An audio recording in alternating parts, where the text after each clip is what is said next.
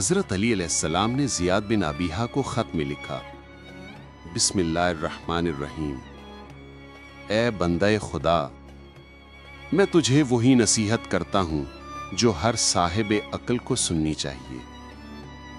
دنیا کی چمک دمک میں اس طرح نہ کھو جائے کہ کل کا دن تجھے بھول جائے۔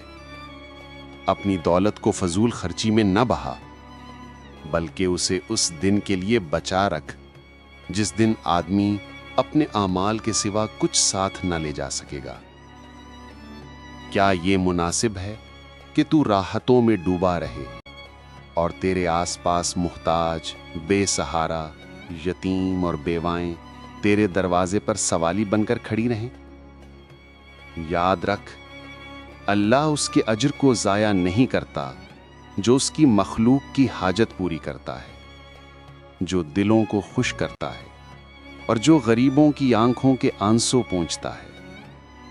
مگر اگر تو نعمتوں میں ڈوبا رہے اور غریبوں کو اپنی دولت سے محروم رکھے تو پھر کیسے سمجھتا ہے کہ نیکوں کا ثواب تیرے نام لکھا جائے گا؟